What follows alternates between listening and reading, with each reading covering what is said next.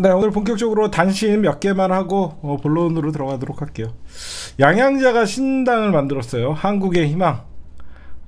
정치를 바꿀 것이다. 딴 거 아닙니다. 그냥 나중에 합당용이에요. 합당용.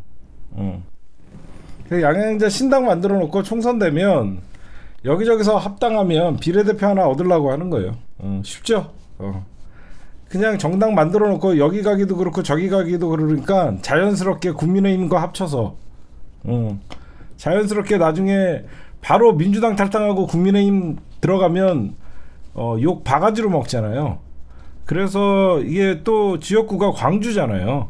그렇죠? 광주 광산인가요? 그렇잖아요. 그래서 바로 민주당 탈당해갖고 글로 들어가면 지역구에서 욕 바가지로 먹기 때문에 지금 양양자가 결국 신당을 창당한 것은 내년 국민의힘이나 이쪽이랑 합당을 해서 비례대표 하나 얻으려는 거예요. 합당용이에요. 합당용. 그렇게 보시면 될 것 같고, 그 다음에 우원식 의원이 이상민 분당 같은 말장난 그만하라, 당대표 중심으로 똘똘 뭉쳐야 된다. 이렇게 뭐 분당 얘기하는 사람들 이상민이랑 한두 명밖에 없어요. 근데 언론에서 이상민의 얘기를 매번 받아 써주니까 마치 민주당에서 분당하자는 소리가 많이 나올 것 같지만 실질적으로 생각해 보십시오.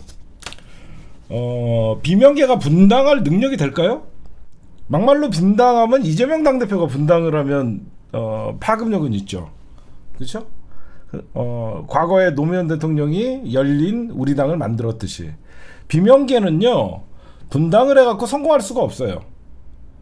그래서 이재명 당대표를 어떻게든지 끌어내리려고 하는 거예요.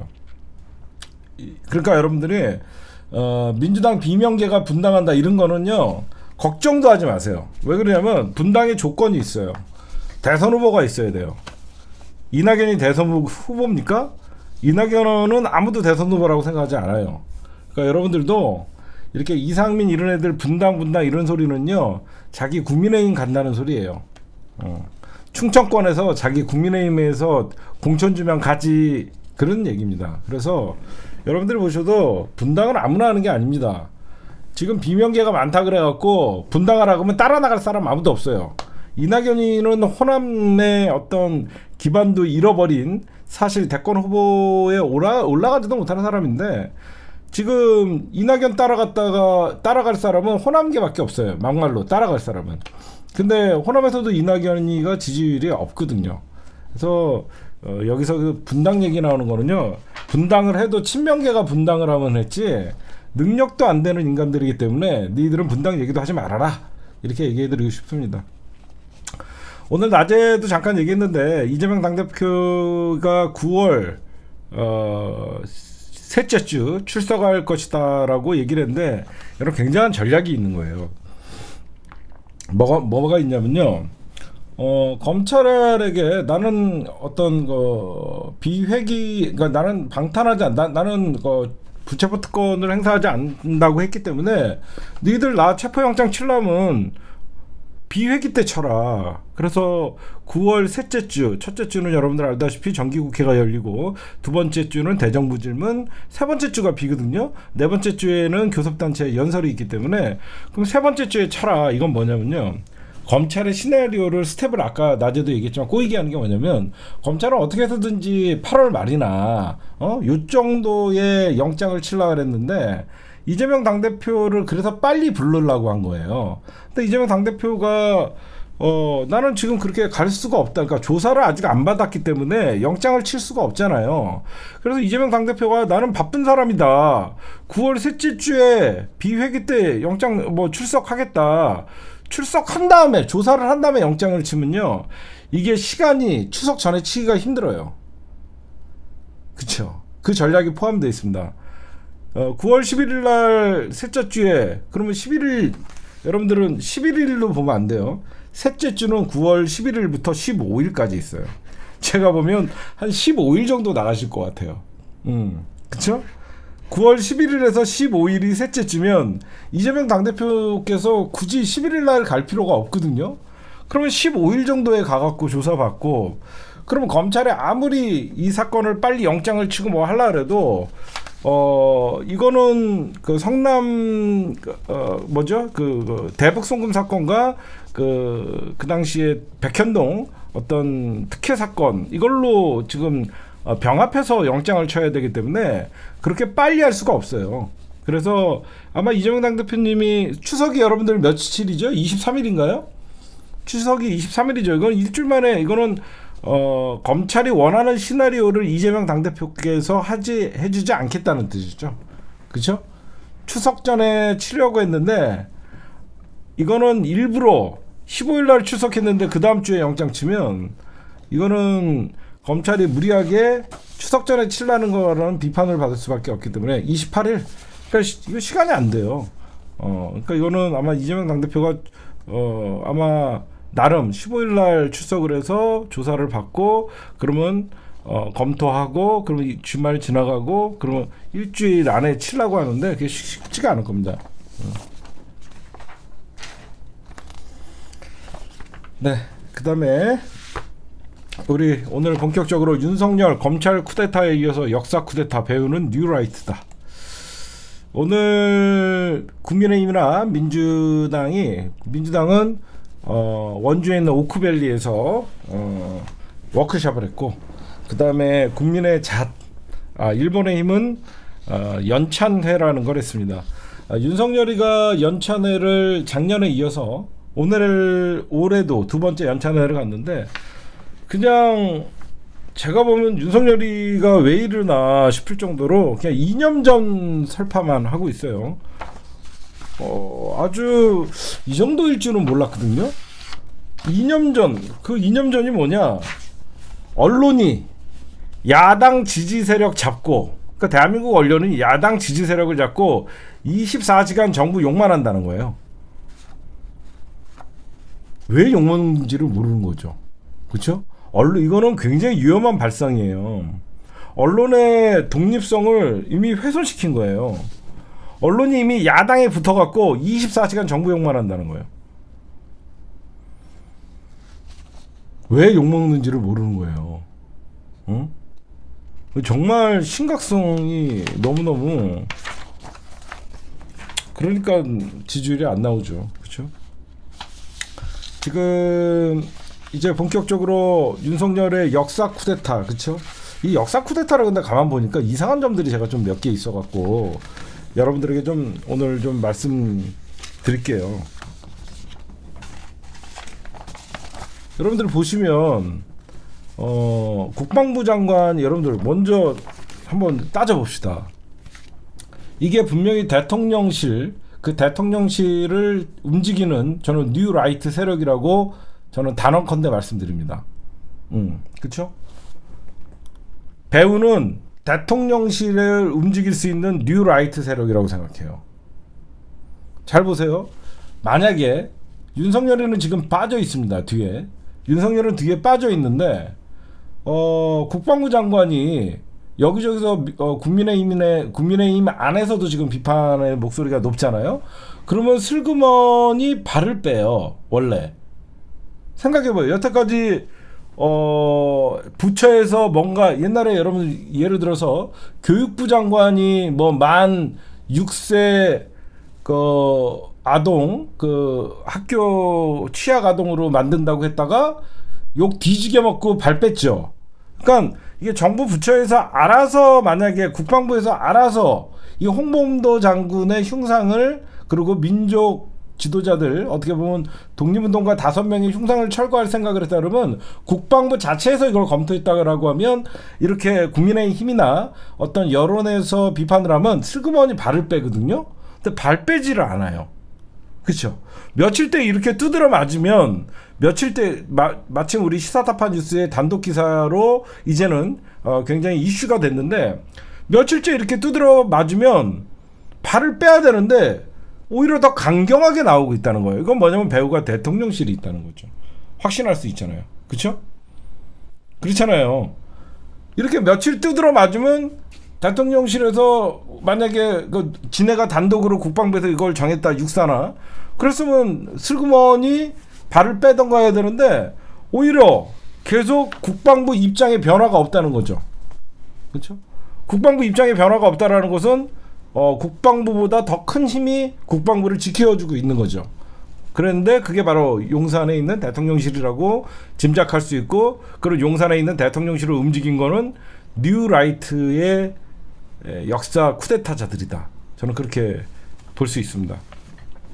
그럼 우리가 하나하나 좀 반박을 해야죠. 여러분들이 어디 가갖고 또 정치 문해충들이 또 커피 한 잔 먹다가 갑자기 빡치게 할 수가 있잖아. 여러분들이 뭐 좀 힐링 좀 하려고 정치 모르는 사람들 만나고, 제가 유튜브 밖을 좀 벗어나라고 하니까 어떤 사람들이 저한테 이러더라고요. 정치 모르는 사람들을 좀 만나갖고 힐링 좀 하려고 그랬더니 갑자기 정치 얘기해갖고 더 빡쳤대. 정치 모르는 사람들 만나갖고 정치 얘기 안 나올 줄 알고 그냥 커피 맞고 수다 떨러 나갔는데 갑자기 정치 얘기를 해갖고 아무것도 모르는 게 더 빡쳐갖고 들어왔다는 거야.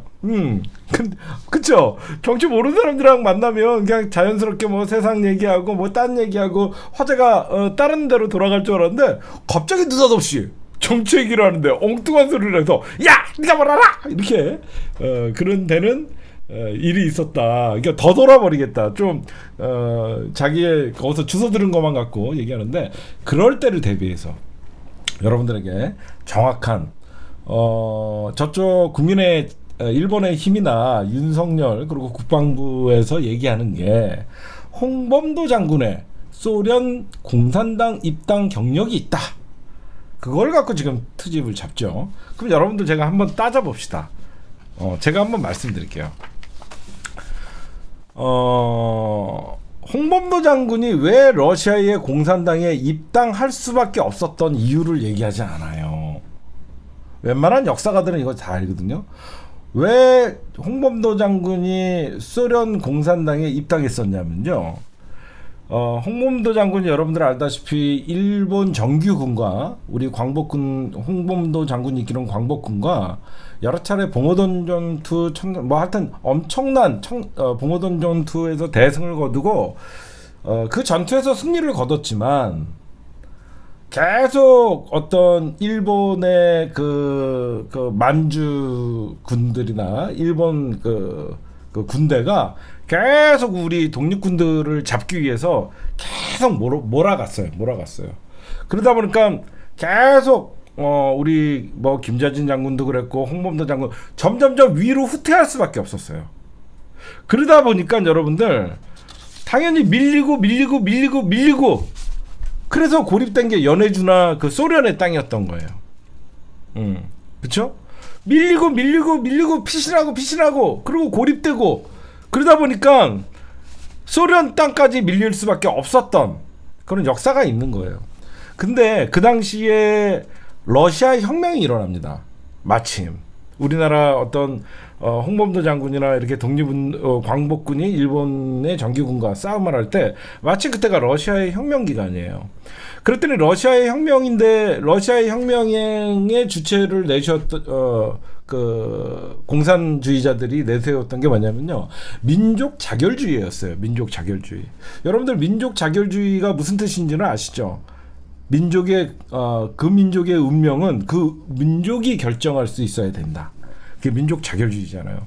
그러면서 우리 공산주의자들, 공산당은 그런 약소 민족들의 독립을 도와주는 일을 한다. 이렇게 얘기를 했던 거예요. 그러니까 당연히 이런 소련 공산당에 이런 민족 자결주의를 내세우고 지금 홍범도 장군이나 우리 그 당시에 조선 민중이 느끼는 감정은 우리 안중근 의사님도 동양평화론에서 민족 자결주의를 많이 외쳤거든요. 그래서 당연히 그러면 러시아의 공산당에 입당을 하고 그래서 우리 민족의 독립운동에 도움이 될 것 같다. 소련이 도와준다 그러니까. 그렇잖아. 소련이 도와준다 그러니까 약소 민족의 독립을 돕는 게 공산주의자다. 그러면서 그 당시에 어떤 소련 공산당이 소수 민족들을 돕는다. 이렇게 공산주의를 혁파하기 위해서 선전용으로 이용했던 거예요. 그랬는데 그리고 심지어 우리 홍범도 장군님은요 1943년에 돌아가셨어요. 1943년에 돌아가셔갖고 민족의 해방을 보지 못했어요. 그럼 나 하나 물어보고 싶어요. 그래, 니네가 그렇게 얘기하는 홍범도 장군님은 그래 공산당 가입 경력이 있다라고 치자. 응? 그러면 나머지 그 김자진 장군님이나 지천천 장군님이나 이범석 장군, 신흥무관학교 설립의 이회영 선생님은 왜 철거하려는 거냐? 그렇잖아요. 홍범도 장군은 자이든 타이든 소련에 입단하고 공산당에 입단 공산 어떤 입단 경력이 있다 이런 거야. 국방부 장관에 의하면. 그렇죠? 김자진 장군은 청산리 대첩의 주인공이고 오히려 공산당원의 손에서 암살당하신 분이고, 지청천 장군은 광복군 총사령관이었어요. 지청천 장군은 광복군 총사령관이고 그 당시에 김원봉 조선대열단 사령관이랑 좀 앙숙이었어요. 그렇죠? 그러면 신흥무관학교 연성대장 광복군 지대장 출신 이범석 장군은 왜 철거하려는데, 이범석 장군은 이승만 정부의 초대 국무총리 겸 국방부 장관을 지냈던 사람이고, 이회영 선생님은 독립 3천여 명의 광복군 독립군을 길러낸 설립자인데, 그렇잖아요. 말이 안 되잖아요. 응? 그럼 누군 철거하고 누군 철거 안 하려고 이런 말도 안 되는 이런 짓거리를 하니까 조갑자한테도 욕먹는 거예요. 그냥 심지어 지금 국방부나 윤석열 정부에, 그러니까 윤석열 정부를 장악한 게 뉴라이트라는 거예요. 뉴라이트 세력이 어떻게 보면 윤석열 정부의 주류가 된 거예요. 그렇죠? 윤석열 정부의 주류가 뉴라이트가 됐기 때문에 이런 말도 안 되는 역사 쿠데타를 하는 겁니다. 여러분 잘 생각해 보세요.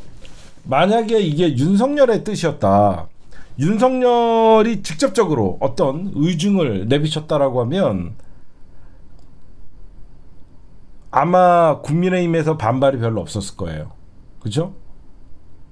그렇잖아. 분명히 윤석열이가 직접적으로 언급을 했다 그러면 김병민이나 친윤 애들은 입을 다물었을 거라고. 근데 이 사람들이 이거 누구의 아이디어야 알아봤더니 윤석열을 움직이는 싱크탱크 뉴라이트가 배후에 있다라는 걸 알면서 오히려 윤석열을 나무라는 것 같이 하지만 그 윤석열 뒤에 배후에 있는 뉴라이트를 비판하는 거거든. 그렇죠? 그럼 여러분들이 이런 게 보면 너무 웃긴 게, 이 역사 쿠데타, 이 역사 쿠데타의 봉오동 전투에도 우리나라의 어떤 그 역사의 길이 남을 일본 정규군과의 전투도 색깔론을 그냥 막무가내로 막 색깔론을 뿌리고 있는 거예요. 그렇죠? 저는 이게 그냥 일어나는 일이 아니다. 지금 여러분들 한번 생각해 보십시오. 윤석열이가 육사 앞에 홍범도 장군이나 지청천 장군이나 이범석 장군이나 신흥무관학교를 세운 이회영 선생님이나 김자진 장군이 있는지 알까요? 몰라. 여러분들 알았어? 나도 몰랐어. 육사나 나온 사람들이라 알지 우리가 평소에 육사를 들어갈 일이 뭐가 있어. 응? 우리가 육사 앞에 갈 사람이 누가 있냐고. 이거는 내가 봐도 윤석열 머리에서 나온 게 아니야. 누가 아냐고. 육사를 다니는 육사 생도나 아니면 그 육사를 가족들이나 그런 걸 알지. 그걸 누가 알 수가 있냐. 윤석열이 안 왔냐고. 군대도 안 갔다 온 놈이 무슨 육사가 어떻게 생겼는지 어떻게 알아. 응? 내가 보면 이거는 분명히 윤석열 정부의 싱크탱크 역사 왜곡을 하고 있는 이 뉴라이트 집단이 사실상 이 아이디어를 윤석열에게 줬고, 윤석열은 이참에 문재인 정부 지우기에 이어서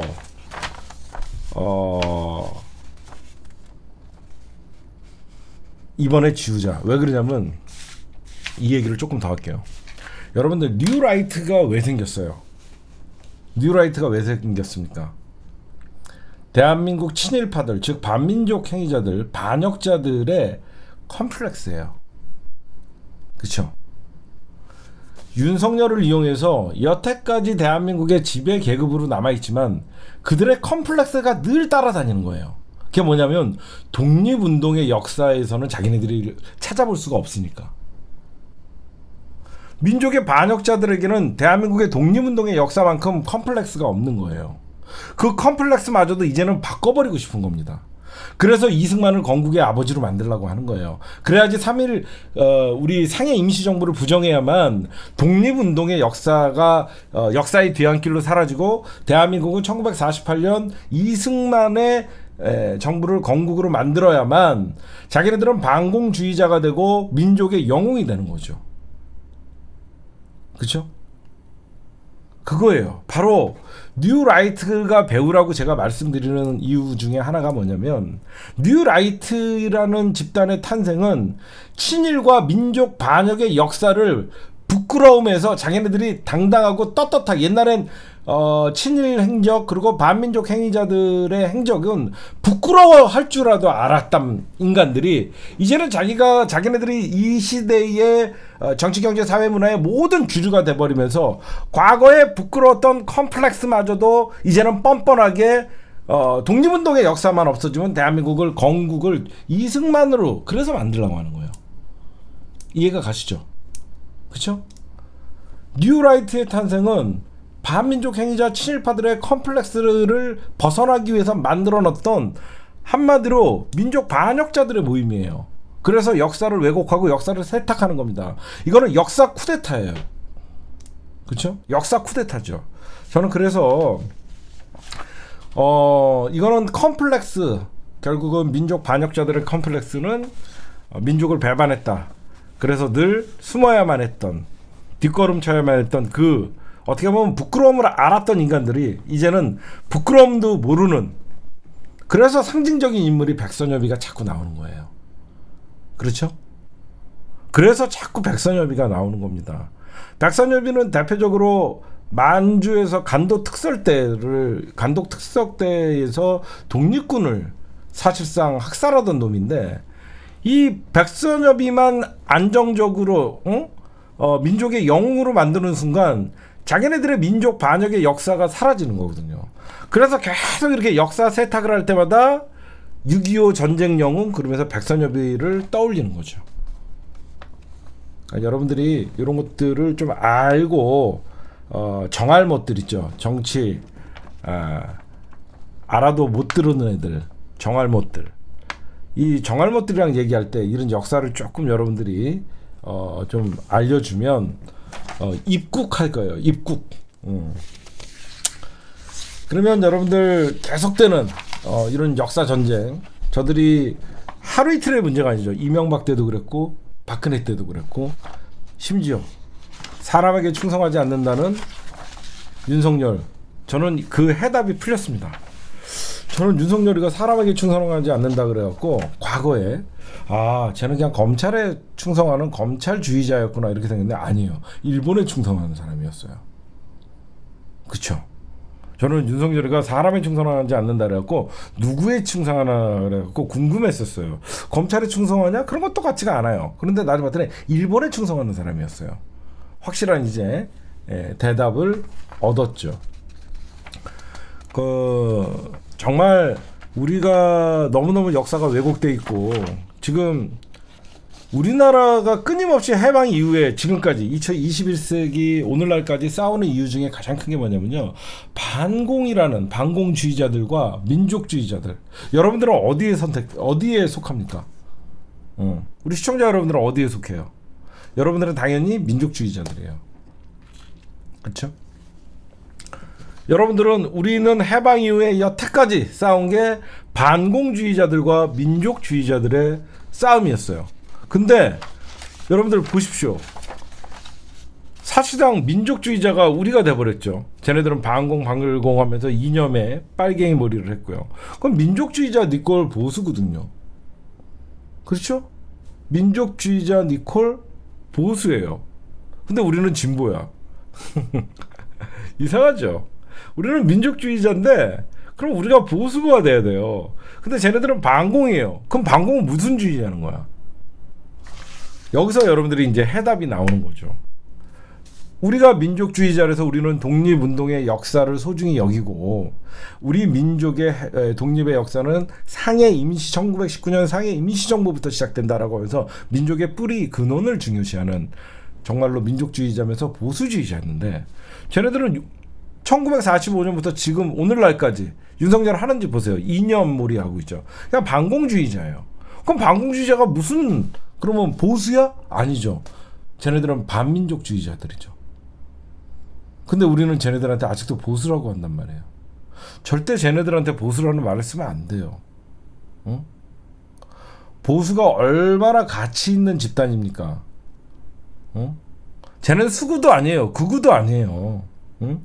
구구가 되려 그러면 우리가 구구가 되는 거예요. 전 세계 어느 나라도 민족을 팔아먹으면서 구구라는 소리를 듣는 사람들은 없어요. 어떤 나라 구구가 자기의 국익을 해치면서 오히려 타민족을 위하는 극우를 봤습니까? 여러분들이나 우리나 일본을 응징하고 왜 미국에게만 충성하냐 그러면서 미국에게도 당당해져야 된다고 얘기하고 우리 민족이 번창해야지 앞으로 대한민국이 세계로 뻗어나갈 수 있다. 통일론자들이 민족주의자들이에요. 그렇죠? 쟤네들은 그냥 반민족 행위를 했고 독립운동가들과 민족주의자들로부터 살아남기 위해서 독립운동가들과 민족주의자들을 빨갱이 머리를 해서 무조건 반공을 외쳤던 오히려 반민족 행위자들입니다. 그렇죠? 응? 우리는 민족을 우선시하잖아요. 그래서 오염수도 여러분들 방류를 반대하는 거 아닙니까? 응? 역사가들이 해석을 잘못하는 거예요. 언제까지 조선일보를 보수신문이라 그러고 조선일보가 무슨 보수신문입니까? 그냥 일본신문이죠. 일본신문들. 매국신문, 일본신문, 민족 반역신문이죠.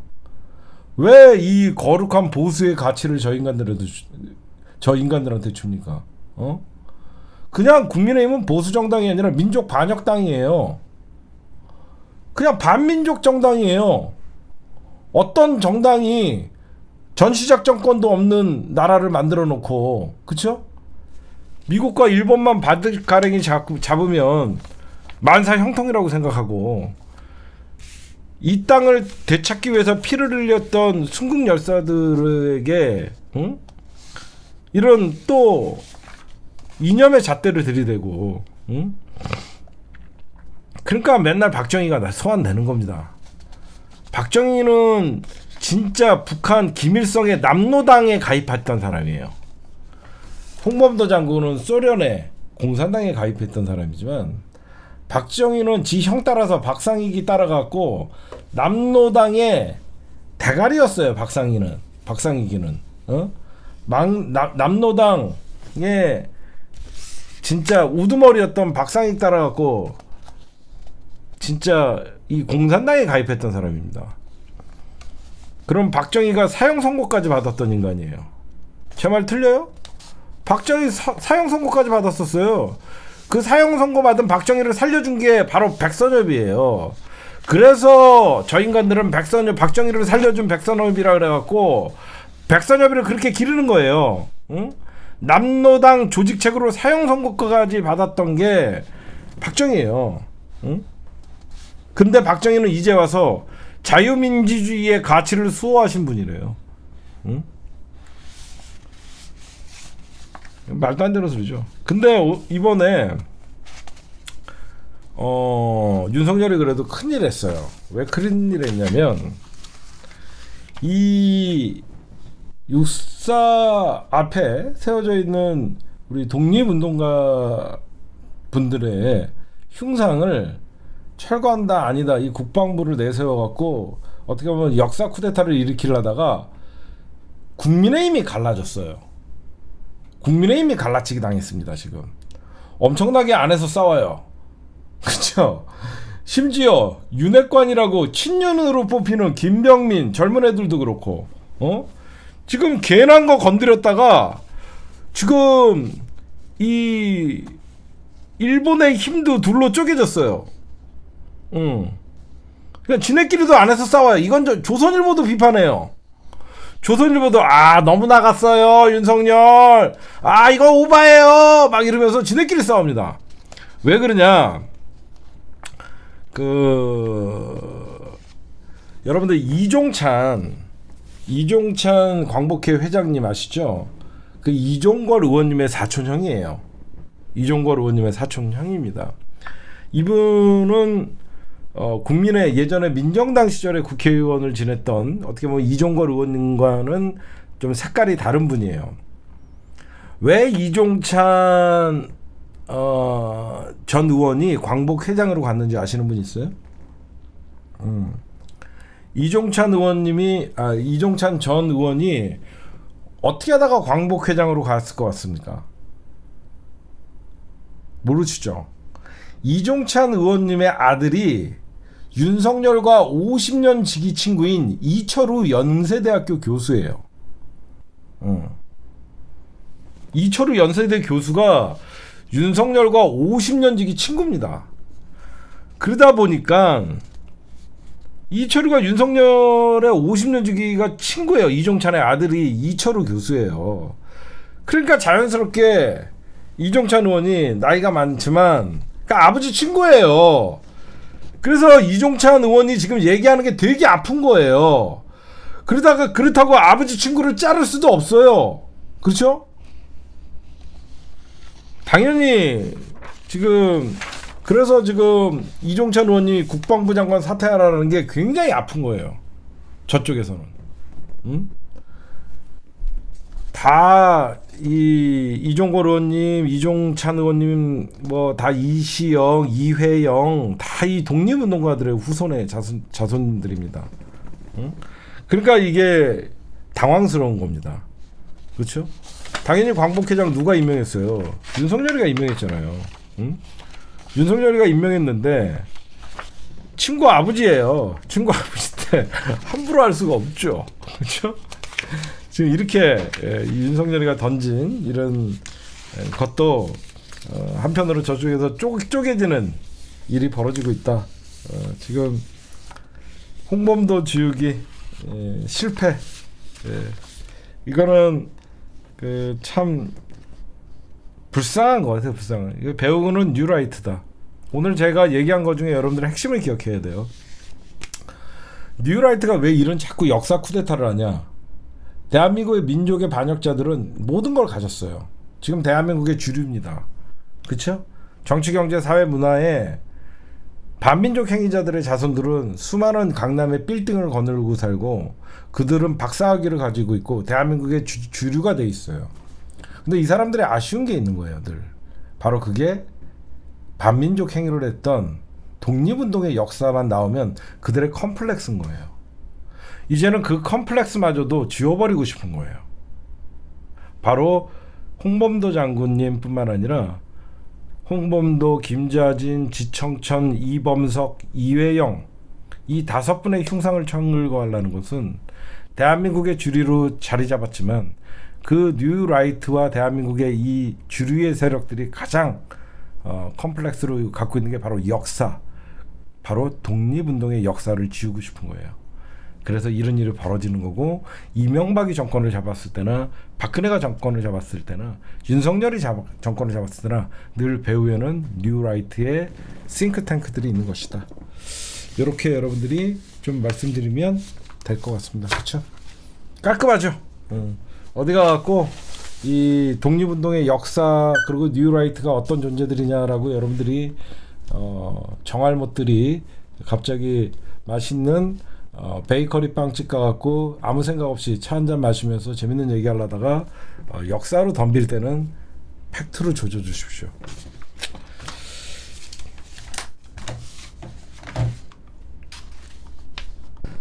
네, 오늘 민주당 워크숍 원주에 있는 오크밸리에서 민주당 의원님들 169명이 모였다고 합니다. 근데 제가 예상했던 대로 오늘 이재명 사퇴하라는 소리는 없었습니다.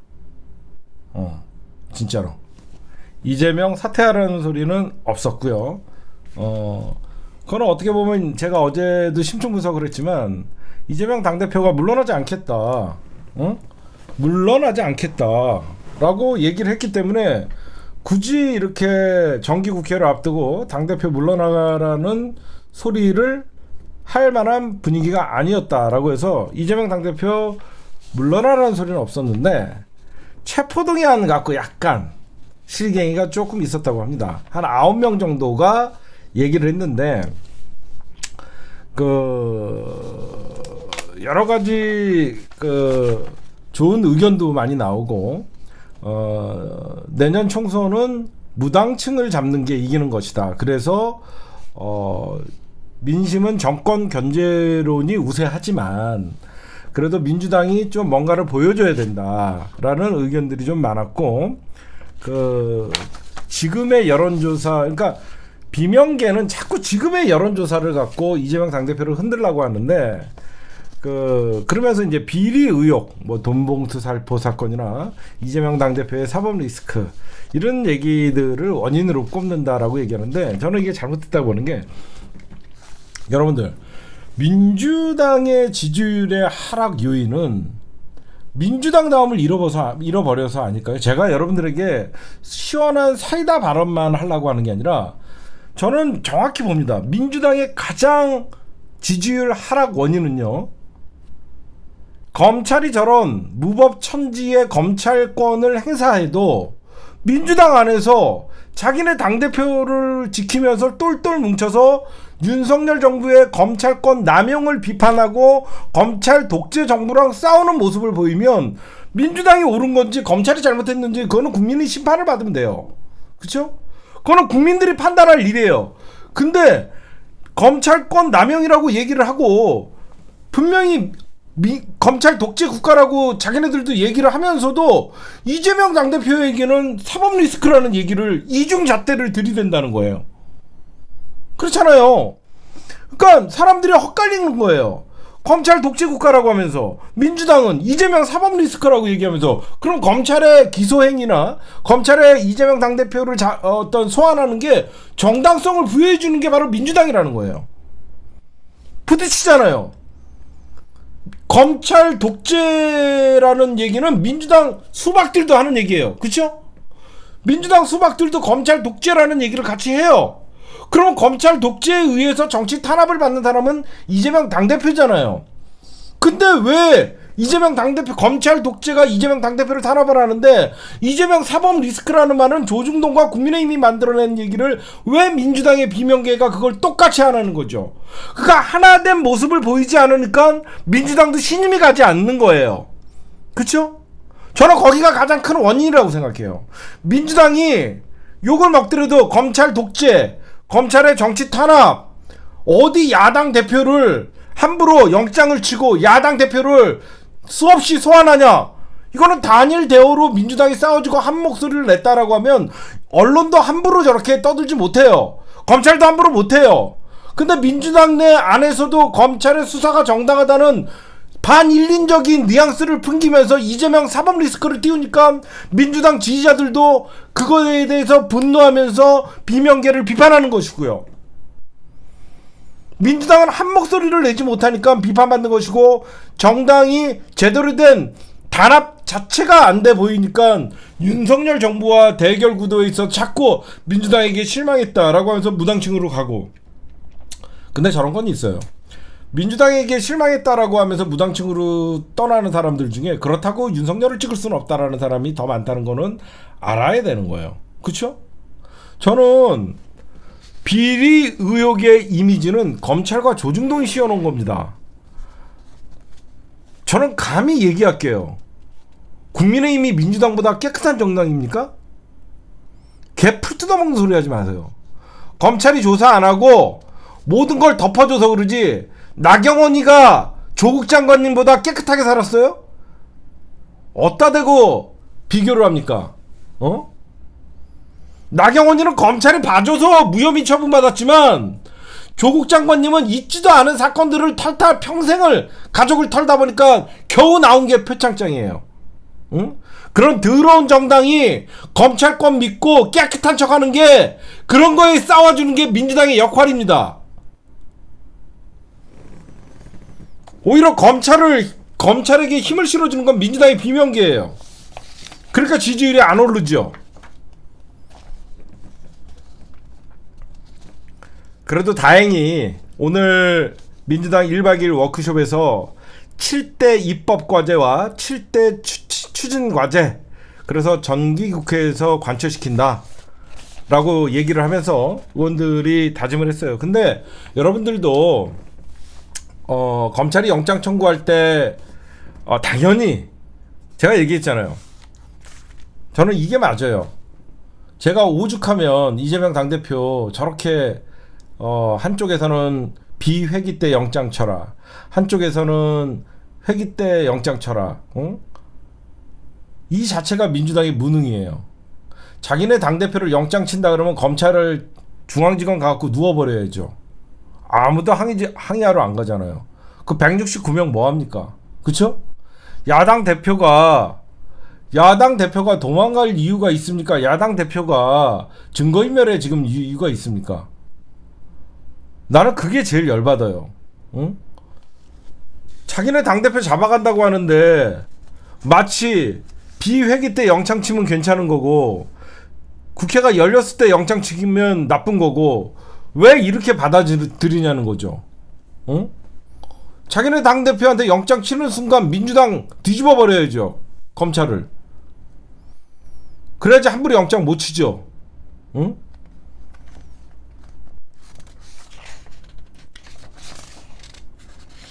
악재는 많죠. 검찰이 이미 총선에 개입했고 이재명 당대표 죽이려고 하죠. 저는요, 비명계 의원님들에게 수없이 얘기합니다. 이재명이 있어야지 당신들이 당선된다. 이 얘기를 꼭 제 방송 듣는 분들 많잖아. 이재명 당대표 날라가면 당신들이 민주당에서 공천은 받을 수 있을지언정 당신들 지역구에서 절대 당선 안 돼. 이재명 당대표가 있음으로써 비명계도 수혜를 입고 혜택을 입는 거예요. 왜? 진짜 민주당의 보물이 이재명이라는 거는 지지자들이 알아서 77.7%라는 막강한 지지를 보낸 거예요. 그건 왜 그러냐? 세상에는요, 죽일라 그러면 한쪽에서 왜 죽여라고 얘기합니다. 조중동과 국민의힘 그리고 검찰이 이재명을 죽일라 그러는 거는요, 이재명이 제일 무서워서 그런 거예요. 검찰은 왜 이낙연을 죽이려고 안 할까요? 이낙연 죽여봤자 아무 쓸모 없으니까 안 죽이려는 거예요. 그쵸?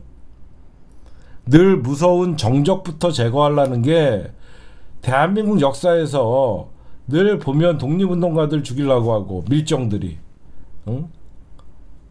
이재명 당대표가 두렵지 않으면 왜 이재명 당대표를 죽이려고 할 거냐고요. 응? 무서우니까 죽이려고 하는 거예요. 응? 지금 여기저기서 뭐 이재명 당대표의 뭐 사법 리스크, 그 다음에 리더십. 저는 사법 리스크는 제가 분명히 반박해 줄게요. 이재명 당대표한테 진보 언론이건 보수 언론이건 매국 언론이건 할 것 없이 이재명 당대표한테 전부 사법 리스크라는 걸 얘기합니다. 전 얘기하고 싶어요. 그 사법 리스크 누가 만들었냐? 검찰과 조중동이 만든 거 아니에요? 검찰과 조중동이 만든 거를 왜 민주당 의원들이 사법 리스크라는 얘기를 하냐고. 이거는 정치 탄압이죠.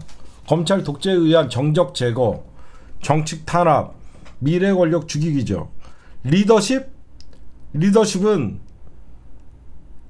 실망스러운 거 있었어요, 분명히. 그렇죠? 그러나 제가 어제도 말씀드렸지만 이재명 당대표는 이제 정치 초선입니다. 그러다 보니까 당대표라는 사실상 무게감 있는 어마어마한 170석의 민주당의 당대표라고 하면서 1년의 관만기를 가진 거예요. 적응기였다고 생각해요. 그래서 이제 이재명 당대표가 나는 이제 적응은 끝났다. 나의 사명은 내년 총선의 승리다. 라고 하는 거는 남은 1년을 지켜봐달라는 이재명 당대표의 자신감이라고 생각해요. 당 지지율이 안 나오는 거는 민주당이 하나된 모습을 보이지 못하기 때문에 당 지지율이 안 나오는 거예요. 그렇죠? 과연 민주당이 하나된 모습으로 윤석열 정부에 맞서서 싸우는 모습을 보였냐? 그런 모습은요, 비명이든 친명이든 이거는 민주당 의원들이 다 같이 반성해야 될 문제라고 저는 생각해요. 민주당은 딴 거 없어요. 민주당의 미래에 대해서 말씀드리겠습니다. 여러분들 민주당의 미래가 뭘까요? 내년 총선의 키워드는 뭘까요? 내년 총선의 키워드. 저는 이런 거 고민을 많이 해요. 민주당이 내년에 총선을 이기려면 어떻게 이길까? 아니에요. 민주당은 지금부터 무엇을 해야 되냐면 20, 30대에 잡을 연구를 해야 돼요. 경제는 어차피 폭망당합니다. 민주당은 내년 총선의 캐스팅 보트는 20, 30대예요. 이 20, 30대의 마음을 어떻게 잡냐에 따라서 내년 총선은 판결이 나요. 왜? 지금 40대, 50대의 엄청난 민주당의 지지율이에요. 그렇죠? 40대, 50대는 아예 60%, 70% 정도의 민주당 지지세가 강합니다. 60대도 한 45대 55로 민주당이 많이 따라잡았어요. 7, 80대는 국민의힘이 3대 7 정도로 압승을 하죠. 내년 과연 민주당이 20대 30대의 마음을 어떤 정책으로 잡을 것이냐, 이게 관건이라고 저는 생각해요. 그렇죠? 경제는 우리가 민주당이 살릴 수 있는 게 경제가 아니에요. 경제가 폭망을 해도 경제가 좋아져도 모두 윤석열 정부의 책임이에요. 그러면 20대 30대를 민주당이 어떻게 공략할 것이냐, 그들에게 어떤 정의, 민주당이 바로 대한정당이라는 앞으로 수권정당의 모습을 보여줄 것이고, 20, 30대가 앞으로 미래에서는 국힘보다는 민주당이라는 가치 있는 정당의 가치 실현을 할 수 있는 젊은 세대들의 가치 실현을 민주당이 어떻게 충족해 줄 것이냐. 자네들이 지난 대선에서는 이준석이를 앞세워서 젠더 갈라치기를 하면서 20대 여성과 20대 남성을 갈라치기 하면서 사실상 우경화된 젊은이들을 표를 갈라치기 하면서 나름 성과를 거뒀어요. 그렇죠? 저는 민주당의 숙제는 내년 20대 30대를 지금부터라도 20대 30대를 위한 정책 개발, 입법 과제, 저는 그렇게 생각해요. 지금 말은 하지 않지만 대한민국 경제가 나락으로 빠지고 자영업자들이 죽어나가고 여기저기서 부동산 버블이 터지면서 사실상 PF 대출이 사실상 폭파 직전이 가고 있어요. 그렇죠? 좀 있으면 여기저기서 금융권도 불안해지고 여기저기서 이제 사람들은 경기가 어려우면 가장 먼저 직격탄을 받는 게 노동자들이에요. 일용직 노동자들이 가장 직격탄을 받아요. 지금 전체적으로 건설 경기가 죽어남으로써 일용직 노동자들이 사실상 일자리가 없어지면서 대한민국의 하층부에 있는 사람들이 되게 힘들어진 거예요. 그렇죠? 그러면 그런 연쇄적으로 일자리가 줄어드는 거, 가장 기업이 어려워지면 제일 먼저 하는 게 인원 감축입니다. 그 인원 감축에 가장 청소년들, 가장 젊은 층들과 노인 일자리가 없어져요. 그럼 이 사람들이 어떻게 이 사람들의 마음을 민주당이 흡수하고 담아낼 것이냐. 20, 30대의 정책 과제를 남은 이재명 체제에서 어떻게 바꿀 거냐가 바로 민주당의 지지율을 끌어올리는 거예요. 지금 민주당의 지지율을 떠받치고 있는 건 40대 50대예요. 이 40대 50대는 이념 세대예요. 제가 왜 이런 얘기를 하는지 아시겠죠? 지금의 40대 50대는 진보 성향의 이념 세대예요. 지금의 60대 이상의 세대는요, 보수 성향의 이념 세대예요. 진보 성향의 이념 세대와 보수 성향의 이념 세대는 이미 갈려 있어요. 그렇죠? 그러면 거기 안에서 어떤 파이가 있냐? 경제 폭망에 따른 분노가 결국은 60대 이상에서도 연쇄적으로 일어나는 거예요. 그러면 20, 30대는 탈 이념 세대입니다. 그렇죠? 20, 30대는 탈 이념 세대예요. 걔네들은 진보니 보수니 이렇게 생각하지 않아요. 내가 그들은 태어날 때부터 민주화였고, 그들은 태어날 때부터 민주주의였고, 그들은 태어날 때부터 휴대폰이 있었고, 그들은 태어날 때부터 대한민국은 세계 초인류의 전자제품 IT 산업을 갖고 있는 나라였어요. 지금의 30대들이 뭐냐? 이명박 세대예요.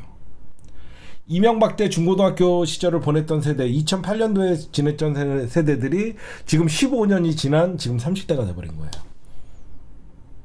그래서 지금 30대의 지지율이 국민의힘에 오히려 더 많아요. 이명박근혜를 지냈던 세대예요. 그렇죠? 지금 여러분들 민주당이 살 길은 뭐냐면, 과연 무당층을 잡는 거는 뭐 나이 많은 무당층, 뭐 나이 어린 무당층 그 사람들은 뭐 알아서 나중에 투표를 하면 자기가 지지하는 정당이 없다라는 말은 국민의 힘을 지지하지 않는다는 성향이 굉장히 많은 거예요. 야당을 지지하는 성향이 많다는 거죠. 민주당이 앞으로 남은 8개월의 과제는 20, 30대들을 위한 어떤 정치의 미래를 열어줄 것이냐. 우리가 왜 총선에서 많은 다수당이 돼야만 20, 30대에게 유리한 정책을 펼칠 수 있을 것이냐. 이게 관건이라고 생각해요. 탈이념 세대를 윤석열은 이념으로 갈라치기 하면 이념에 익숙하지 않은 20, 30대들은 반감이 있는 거예요. 그래서 윤석열 지지율이 점점 떨어지는 거예요. 그렇죠? 그래서 부정 여론이 올라가는 거예요. 그렇잖아요. 20, 30대에서도 윤석열의 부정적인 여론이 60%가 넘거든요. 왜 그러냐면 지금이 어느 시대인데 아직도 공산주의대 정치권 일부 일베들에게 해당되는 얘기예요. 응? 그래서 제가 보면요. 내년 총선은 사람들이 경제다. 경제는 민주당이 할 수 있는 일이 없습니다. 경제는 당연히 국민의힘의 책임이에요. 그런 국민의힘의 경제 폭망은 이루어질 수밖에 없어요. 그러면 그런 경제 폭망에 따른 자영업자들, 그 자영업자들의 상실감, 그리고 노년 세대들의 빈곤 이런 것들에 결국은 표를 직결되고 결국 20, 30대들이 과연 어디를 선택할 것이냐 이런 것들을 잘 생각해야 돼요. 그렇죠? 저는 그래서 민주당이 이런 워크숍 뭐 7대 과제 뭐 다행히 이런 뭐 얘기들이 나왔으면 다행인데 어떤 젊은 세대들의 표를 어떻게 잡을 것이냐. 근데 좀 아쉬운 게 7대 입법 과제라고 하면서 얘기했는데 폭염 노동자 보호법, 혁신성장 지원법, 교권보호법, 민생경제 회복 패키지법, 영세 건설 사업자 보호법, 벤처기업 육성법, 중소기업 투자 활성화법. 저는 이거에서 20, 30대의 정책이 없어요. 민주당이 아직도 뭔가 잘못 가고 있어요. 정기국회에서도 이런 7대 추진과제라고 얘기했는데 20, 30대를 7대 추진과제는 혁신성장 지원 강화, 교육 정상화 종합대책 마련, 안전한 주거 환경 조성, 자영업자 대책, 여성 안정과 돌봄 강화, 기후 위기 대응, 민생 채용 예산 확보.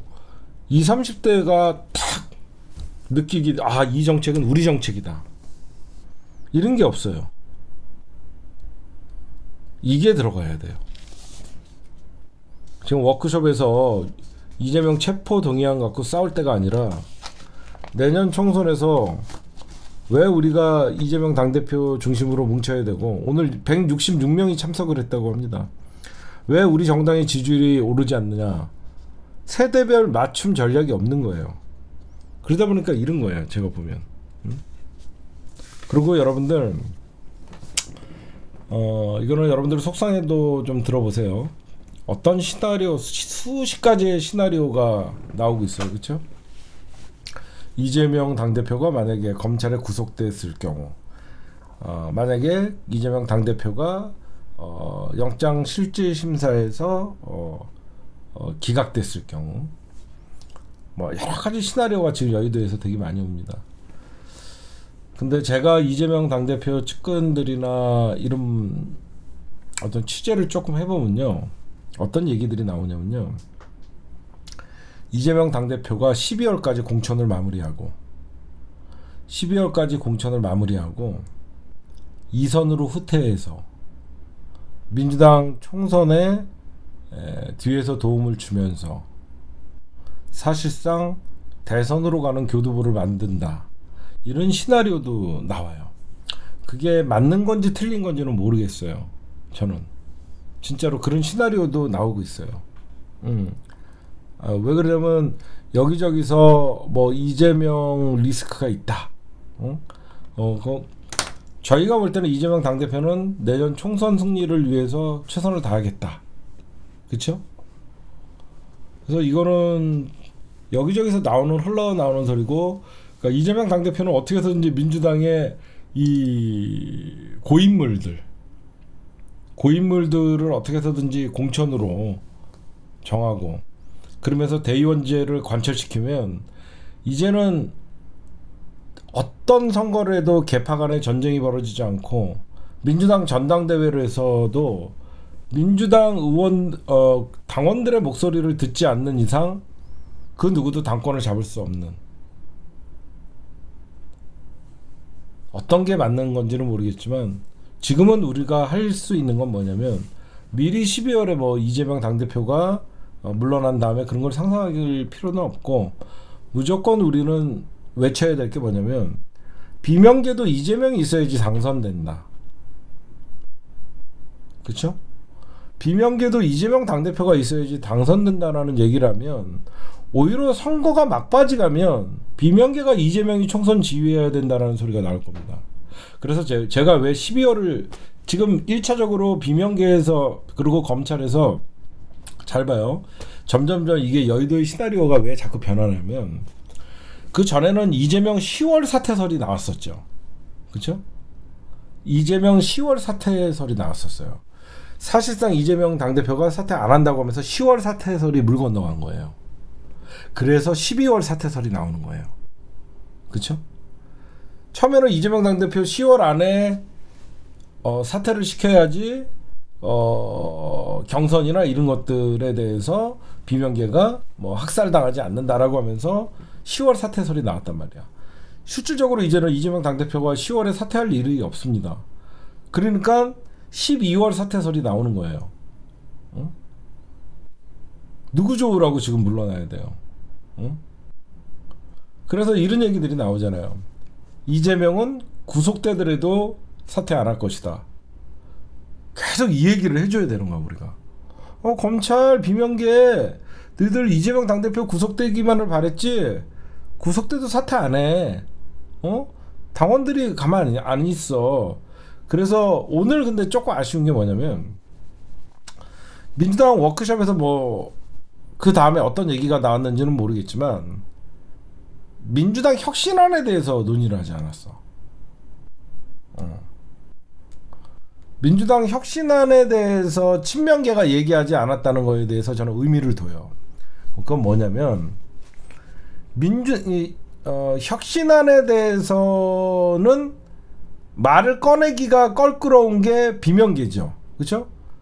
그럼 왜 친명계는 혁신안에 대해서 말을 꺼내지 않았나? 이재명 당대표가 물러날 일이 없으니까. 이재명 당대표가 물러날 뜻이 없으니까 굳이 지금 혁신안 갖고 싸울 필요가 없다는 거죠. 만약에 이재명 당대표가 10월 사퇴설이나 이런 거에 대해서 만약에 준비를 하고 있다라고 하면 이재명 당대표가 물러날 준비를 하고 있다라 그러면 어떻게 해서든지 혁신안이라도 통과시켜갖고 대의원제를 정상화시키려는 노력을 했겠지만 이재명 당대표가 사퇴할 필요가 없는데 굳이 이 혁신안 대의원제 정상화를 해갖고 비명계랑 붙을 필요가 없는 거죠. 그러니까 친명계에서 혁신안에 대해서 얘기를 안 한 거죠. 그렇죠? 근데 이것도 언젠가는 한번 붙어야 되는 일이에요.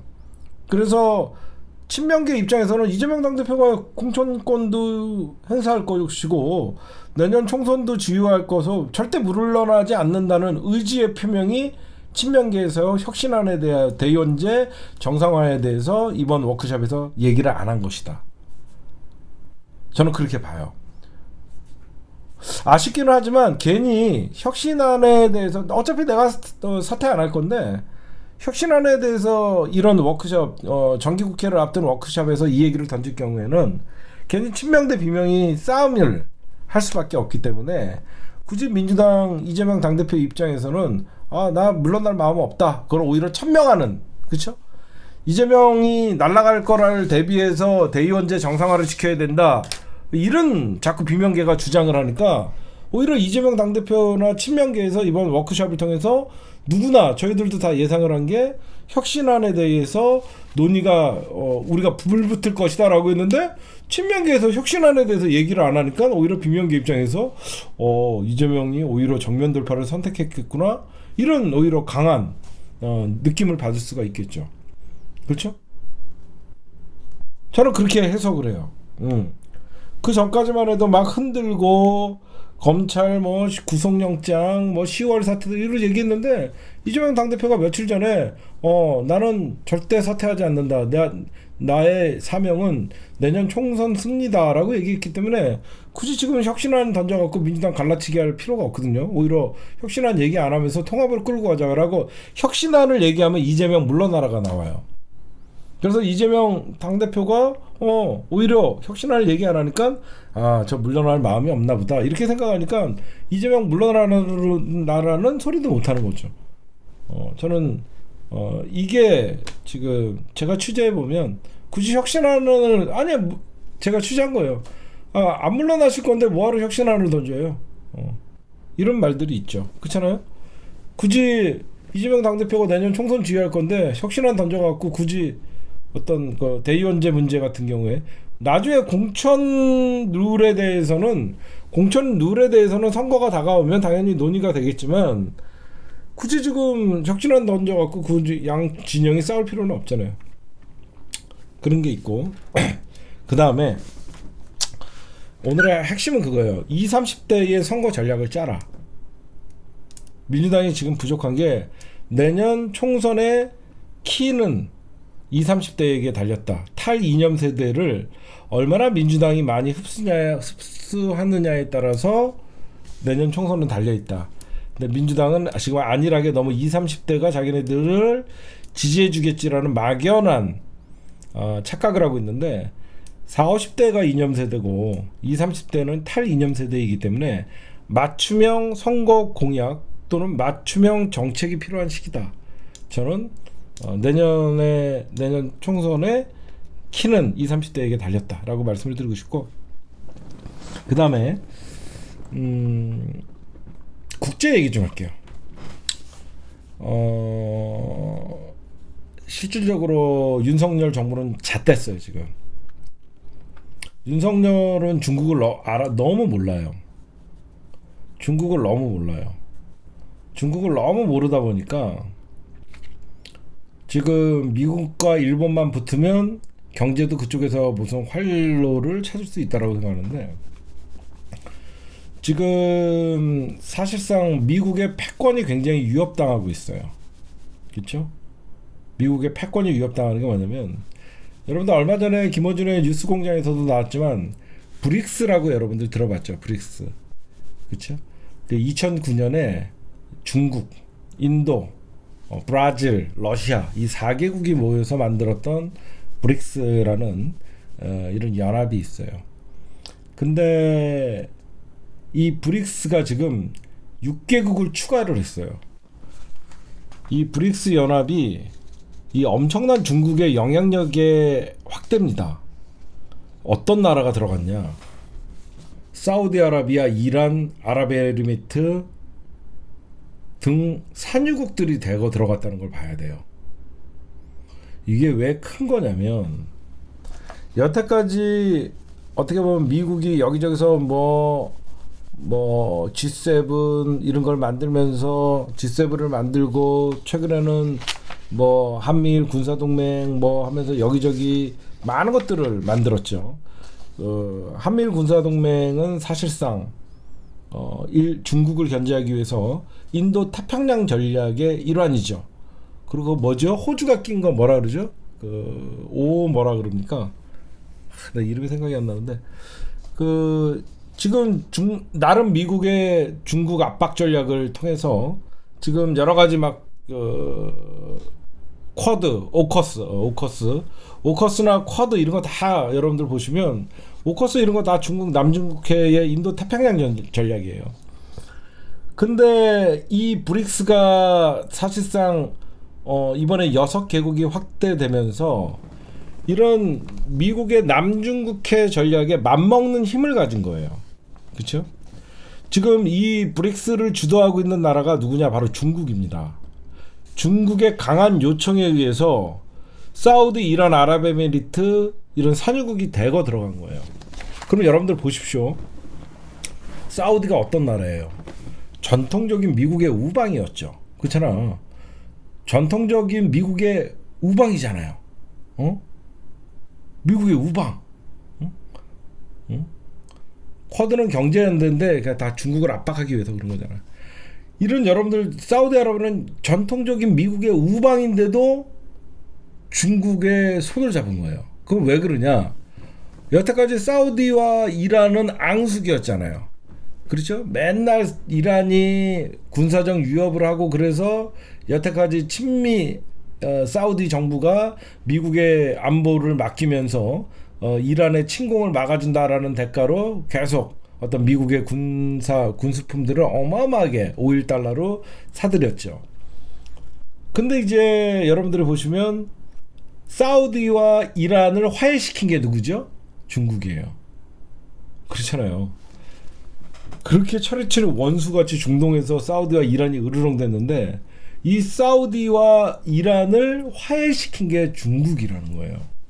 그러면 중국이 어마어마한 영향력을 갖고 있는 나라가 돼버린 거예요. 그래서 이 여태까지 미국이 G7이라고 하면서 어떤 글로벌 협력체를 만들었는데 이 G7의 총 생산량이 거의 30% 정도밖에 안 돼요. 29.9. 근데 이번에 6개국 어떤 사우디, 이란, 아랍에미리트, 아르헨티나, 이집트, 에티오피아 이 6개국이 합류가 되면서 사실상 인구는 전 세계의 46%. 이 10개의 나라 브릭스에 참여하고 있는 나라의 인구가 전 세계의 거의 절반이고 경제 협력체가 됐고요. 이제는 오히려 G7의 그 어떤 경제 구매력 평가를 넘어섰어요. 오히려 G7의 영향력을 더 넘어섰어요. 그러면서 왜 그러면 앞으로 브릭스가 더 커지냐? 이런 신흥시장과 개발도상국들의 공동의 이익을 기여한다라고 주장하고 있기 때문에 사실상 이디오피아나 아르헨티나가 이 브릭스에 들어와서 뭐가 좋겠습니까? 중국이. 그렇죠? 그럼 왜 그러면 여러분들 잘 보세요. 여기서 하나 더 들어갈게요. 왜 그러면 브릭스에 아르헨티나를 끼워 넣었을까? 아르헨티나는 남미잖아요. 그렇죠? 브라질과 남미를 아르헨티나를 데리고 있으면 남미도 중국의 영향력에 놓는 것이고 사우디와 이란, 아랍에미리트를 사실상 브릭스에 가입시키면 중동도 영향력에 넣는 거죠. 그러면서 뉴욕 타임즈에서 오늘 뭐라 그러는지 아세요? 시진핑의 승리다. 브릭스가 중국의 영향력이 커짐으로써 미국 동맹 체계에 대해서 대항하는 그런 성격이 가장 큰 것이고, 그리고 여기서 중요한 게 있습니다. 그럼 왜 사우디 그리고 이란, 아랍에미리트 이런 어마어마한 산유국들이 브릭스에 들어갔을까? 왜 그럴까? 탈달러를 하고 싶은 거죠. 그렇죠? 그래서 미국이 큰일 난 거예요. 미국이 전 세계에서 군사력을 앞세워서 미국이 전 세계의 경찰 노릇을 한 것은 제가 수도 없이 얘기했지만 달러 패권이었어요. 달러 패권. 모든 석유의 결제를 달러로 하는 게 바로 그게 기축통화의 힘이었다는 거예요.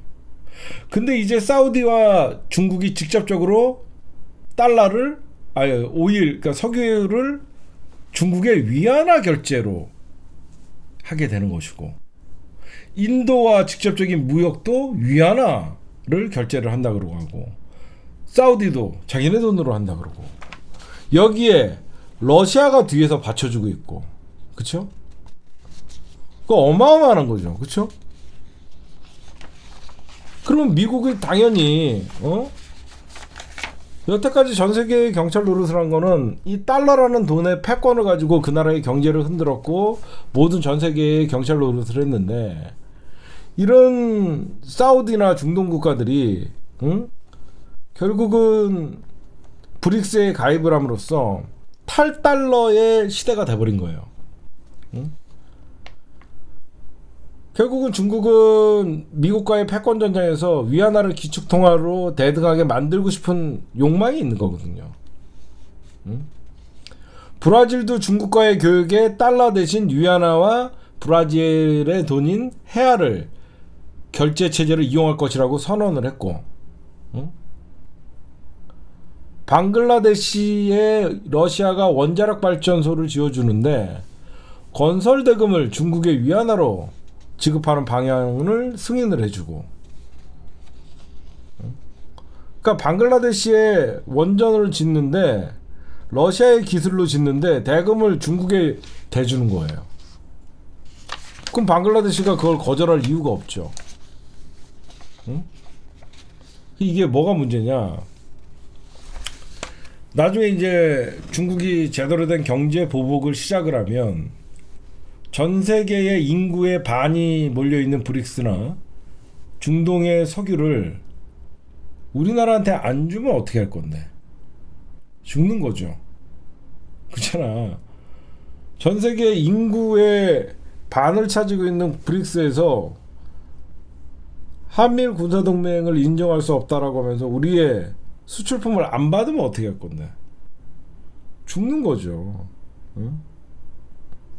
그래서 오히려 오커스나 뭐 이런 그 미국의 다방면의 중국 압박이 결국은 중국이 숨통을 조여왔지만 브릭스라는 어떤 그 다국적인 이런 그 경제 교류체를 만들면서 그럼 미국이 한 방 먹은 거예요. 응?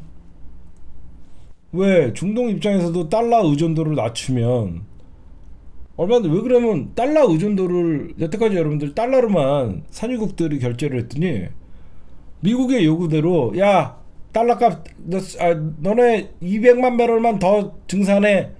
네.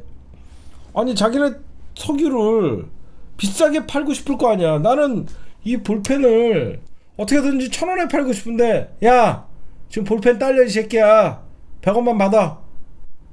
예.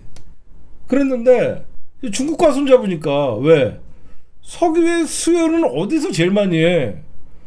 중국과 인도야 사실. 그렇잖아요. 인구가 많은 중국에서 석유를 제일 많이 소비해 주시는 게 당연한 거 아닙니까?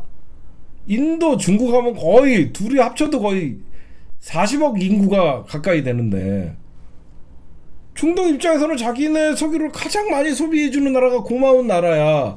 괜찮은 가격에. 근데 미국은 허건날 싸게끔 가져가려고 하고 지네 나라에도 어마어마한 석유가 알래스카나 서부 텍사스 중진료 이런 거 개발 안 하려고 그러고 지네 석유는 아끼고 남의 나라 석유는 죽으라고 싼 값에 증산하라고 하고 그걸 중동 국가에서도 굉장히 불만이 쌓일 수밖에 없죠. 근데 이런 전 세계는 다국화 시대의 어떤 경제 중국도 그렇고 심지어 중동도 미국과 탈달러 시대를 과감하게 버리려고 하는데 우리나라만 지금 외교가 거꾸로 가고 있죠. 중국과 러시아를 적대시하고 그럼 우리나라는 브릭스에 가입하고 싶어도 못 가입할 거 아닙니까? 미친 거죠. 그래서 얼마든지 회원국이 되면 많은 것들을 여러분들 한미 군사동맹 갖고 얻을 수 있는 게 뭐 있어? 뭐 미국이 우리나라한테 석유를 싸게 줘? 일본이 우리나라한테 무슨 뭐 관세를 낮춰줘 갖고 우리나라 일본이 우리나라 경제를 살려줘? 말 같은 소리를 해야죠. 다 자국의 실리를 위해서 외교를 하는데 자국의 실리를 팽개치는 외교를 하는 게 윤석열이에요. 지금 우크라이나는 어떻게 보면 중국을 의존할 수밖에 러시아 같은 경우에는 중국을 의존할 수밖에 없잖아요. 전쟁 중이니까. 그렇죠? 그렇잖아. 지금 러시아는 우크라이나와 전쟁 중이다 보니까 중국의 시장이나 중국의 어마어마한 그 소비재 이런 것들이 전쟁의 물자를 사실 러시아의 전쟁 물자를 중국이 대주고 있다고 봐도 과언이 아니거든요. 사람들이 잘 몰라요. 이왕 얘기 나온 거 좀 먼 옛날 얘기도 좀 해줄게. 지금 우리가 진짜 저는 반미주의자예요. 반미하면 안 돼요? 반미해도 되죠. 지금 말은 우리가 러시아와 우크라이나의 전쟁이지만 지금 러시아와 미국의 전쟁이에요. 그렇죠? 미국은 자기네들을 드러내지 않으면서 뒤에서 러시아를 어마어마한 무기를 공급해주고 약소국들을 유럽 국가들을 압박해갖고 우크라이나에 어마어마한 무기를 대주라고요. 그렇죠? 러시아는 뭐 그거에 대해 전쟁이 오래 간다 그러고 러시아가 손해 볼 거 없으니까 그냥 전쟁이 오래 가는 거고. 여러분들 대한민국 이 얘기를 한번 해주고 싶어서 지금 생각난 김에 얘기할게요. 1950년 한국전쟁이라고 얘기하죠. 1950년에 한국전쟁이 남북전쟁이었을까요? 여러분들에게 하나 물어볼게요. 1950년에 있었던 6.25가 남북전쟁이었을까요? 민족 상잔의 비극은 맞지만 동족끼리의 전쟁이었을까요? 아니에요. 1950년 6월 25일 날 일어났던 6.25 전쟁은요, 세계전쟁이었어요. 정확히 얘기하면 세계 2차 세계대전 이후에 3차 세계대전이었던 거예요. 응? 정확히 얘기하면 한반도에서 세계 2차 세계대전 이후에 민주진영과 공산진영이라는 이념의 색깔이 딱 굳은 다음에 일어난 3차 대전이었어요. 왜 그러냐? 6.25 전쟁에 참여한 전쟁 국가만 해도 유엔을 거점으로 27개국인가라는 다국적군이 왔었고, 전쟁에는 참여하지만 물자를 대줬던 나라까지 포함한 거의 36개국이 대한민국 한국전쟁에 참여를 했고요. 중국과 러시아를 비롯해 갖고 저쪽 사회주의 국가 공산진영에서는 이념 전쟁이었어요. 그렇죠?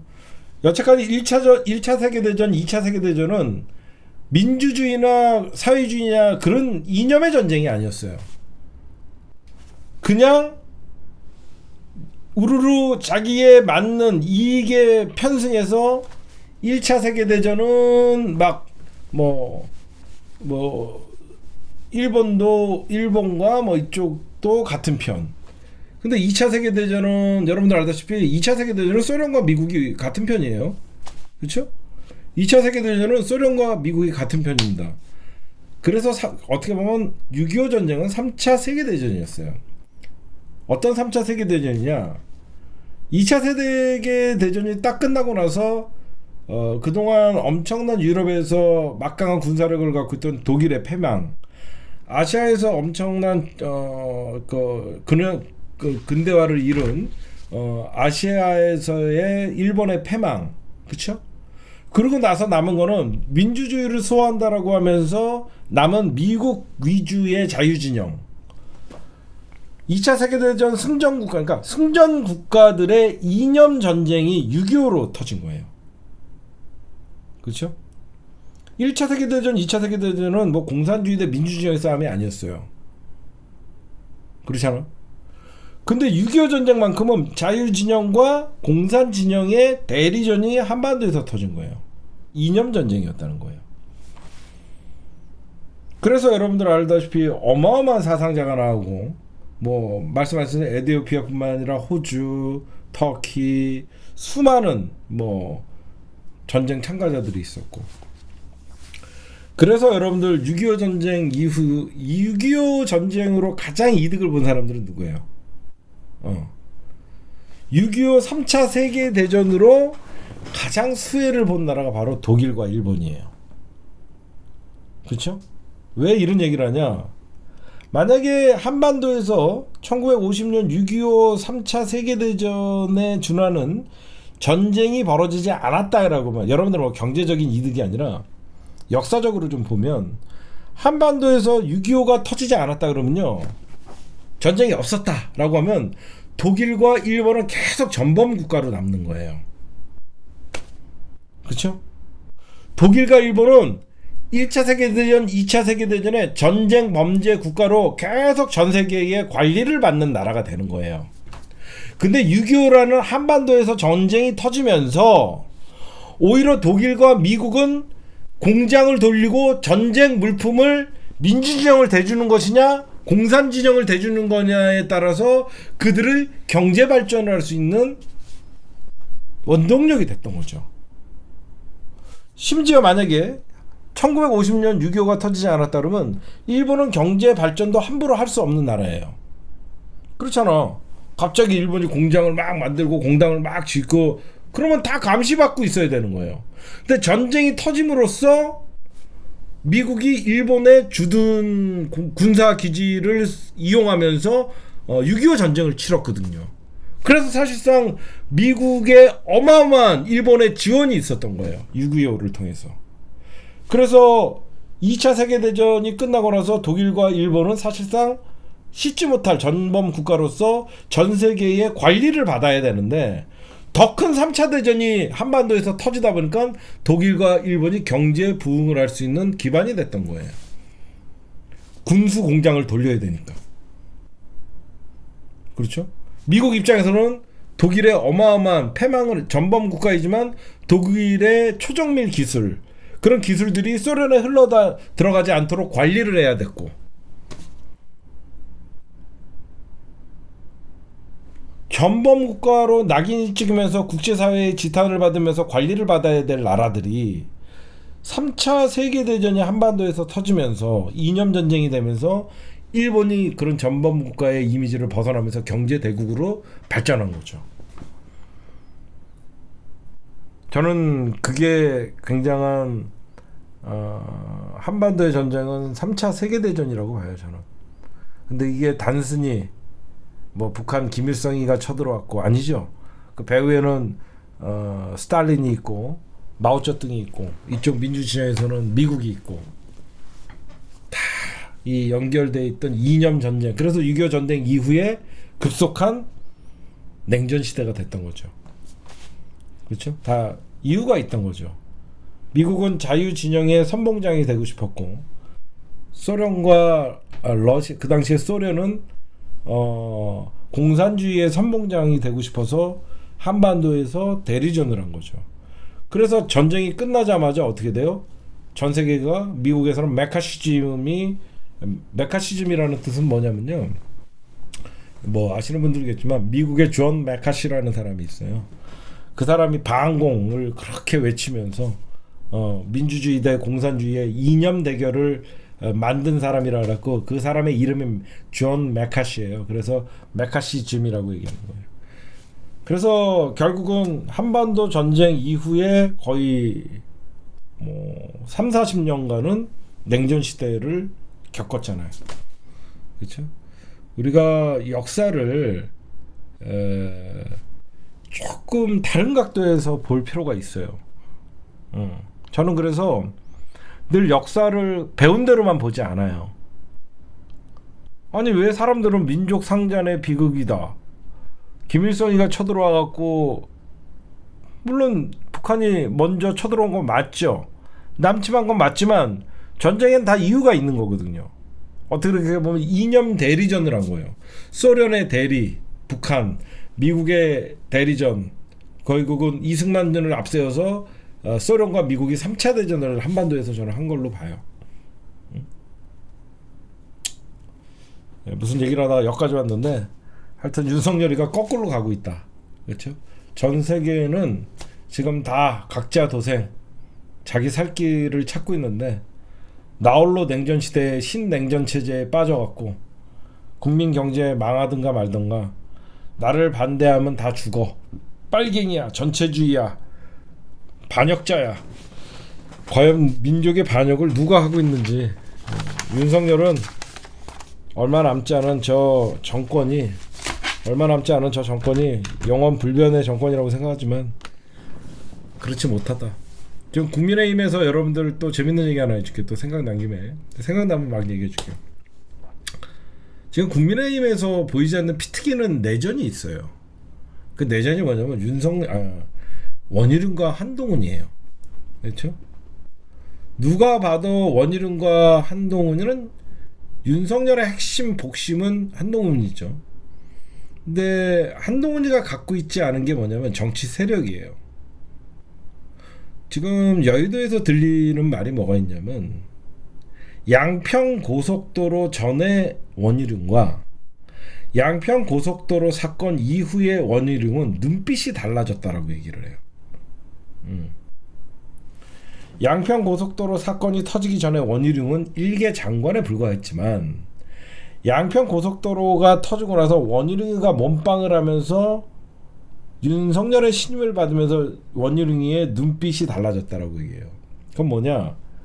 원희룡은 대권을 노리는 사람이 된 거예요. 원희룡은 이제 대권을 노리는 사람이 되는 거예요. 그래서 지금 여기저기서 내년 총선에 원희룡 장관 나오냐라고 하면서 자꾸 물어봅니다. 기자들이 던져요. 원희룡이 대답을 안 해요. 그럼 왜 그러냐? 지금 대통령실에서 약간의 기류가 있어요. 뭐가 있냐? 한동훈이가 국무총리로 가면 통과 못할 것이다. 처음에는 한동훈이 국무총리, 원희룡이 수도권 차출론 그러면서 뭐 선대본부장 이런 얘기가 돌았는데 결국은 여러분들 미래 권력의 싸움이거든요. 국민의힘에서도 지금 미래 권력 하면 원희룡, 한동훈 그리고 변방에서 홍준표가 떠들고 있죠. 그럼 보이지 않는 원희룡과 한동훈은 라이벌 관계예요. 지금 원희룡이 어떤 선택을 할지 모르겠지만 원희룡 총리설이 돌아요. 원희룡 총리설. 그게 무슨 말이냐면 국토교통부 장관 하면서 윤석열의 아킬레스건인 김건희와 처가의 문제를 저렇게 홀로 몸빵을 해주다 보니까 역시 좀 듬직한 총선 이후의 상황을 그래도 싸워줄 사람은 정치 경험이 없는 한동훈보다는 원희룡이 나와야 된다. 그래서 원희룡 총리설이 돌아요. 그리고 한동훈 수도권 차출론 그래서 선대본부장 이런 얘기가 나와요. 이게 더 신빙성이 있다고 봐요. 왜냐면 정치 경험이 없는 한동훈이가 자기 지지층들 입맛에 맞는 사이다 발언이나 어떤 그 민주 진영을 향한 독서를 퍼부었을 때 자기네 지지층한테 인기는 좋을지 몰라도 중도층이 봤을 때 한동훈이는 건방져 보여요. 그렇죠? 쟤 그래도 장관인데 국회의원이 저렇게 질문을 하는데 저런 식으로밖에 대답을 못하나. 그렇잖아. 누가 봐도 한동훈이는 장관이 저래도 되나? 라는 생각이 들거든요. 그렇죠? 그러면 지금 윤석열의 호위무사 역할을 할 수 있을지언정 정부의 어떤 정책이나 이런 거에 대해서 명확한 국민들에게 전달할 수 있는 정치력은 없다라고 봐야죠. 그래서 지금 여의도가 시시각각 변하는 게 처음에는 한동훈이 절대 자기는 법무장관 임무를 한다 그랬는데 한동훈 수도권에 나올 수 있는 얘기가 많이 나오고 있어요. 그래서 한동훈이를 험지로 내보낼 것이냐 아니면 한동훈이를 국회로 들여보낼 나름은 강남에 공천을 줘야 될 것이냐 그런 얘기가 많이 돌고 있습니다. 그리고 저는 그래서 후자에게 그러니까 전자에 저는 무게를 실어요. 원희룡이는 대권의 욕심이 있기 때문에 굳이 국회의원 한 번 더 하고 대권을 노리지는 않을 것 같다. 그래서 오히려 이 정부의 총대를 매는 마지막 총리 자리를 맡으면서 나중에 대권을 노리지 않을까 그런 생각을 좀 합니다. 갑자기 생각나서 이런 얘기 했어요.